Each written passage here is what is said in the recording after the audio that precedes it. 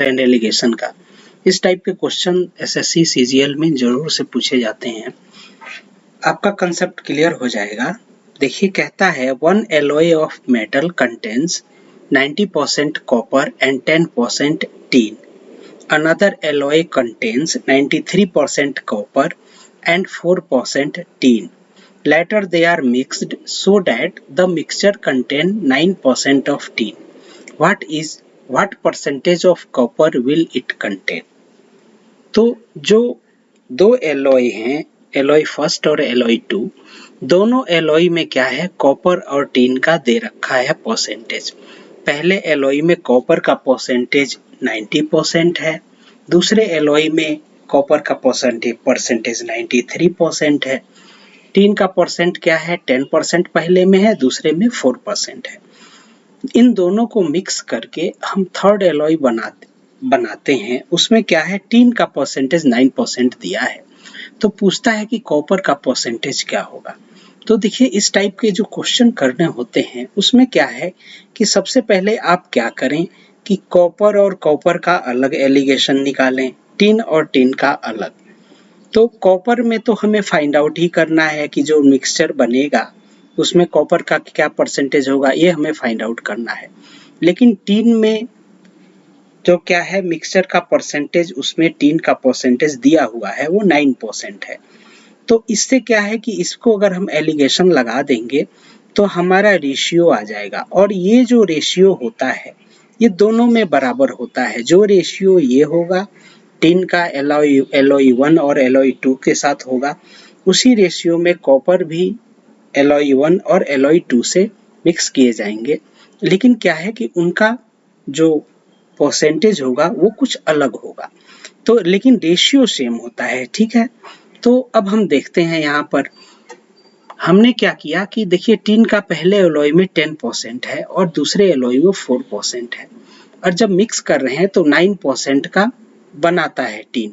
उस जो मिक्सचर बनता है उसमें टीन का जो परसेंटेज है वो 9% है।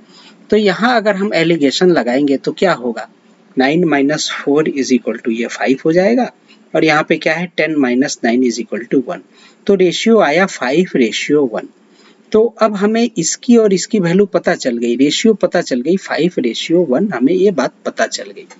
तो आप जानते हो कि अगर हमें ये ऊपर की दो क्वांटिटीज दी हुई हैं, एलॉय 1 और एलॉय 2, और नीचे का रेशियो दिया हुआ है, और बीच का जब मिक्स कर रहे हैं तो जो हमारा एवरेज वैल्यू, जो मिक्सिंग वैल्यू है वो क्या होगा, तो हम क्या करते हैं 93 - 90 इन दोनों को सब्ट्रैक्ट करते हैं, जो वैल्यू आती है, यानी इन दोनों को हम सब्ट्रैक्ट करेंगे तो कितनी वैल्यू आएगी, उसकी वैल्यू 3 यूनिट आएगी।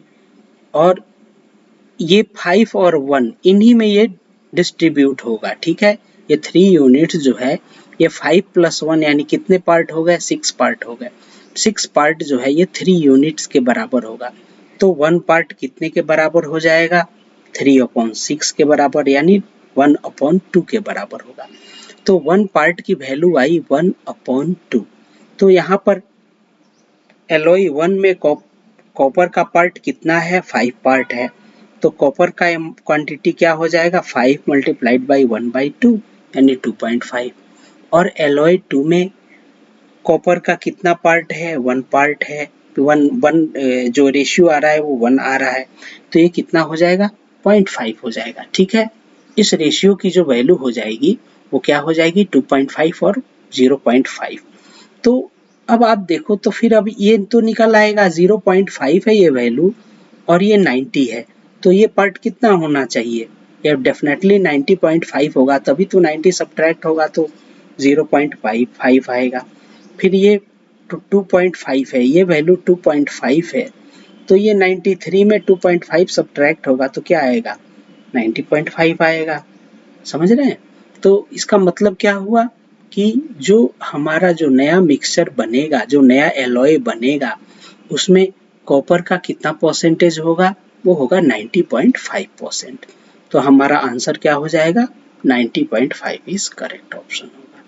उम्मीद है आपको ये कंसेप्ट समझ में आया होगा। हमारे चैनल राघव मैथ्स को सब्सक्राइब करें Thank you very much. Best of luck for your coming exams.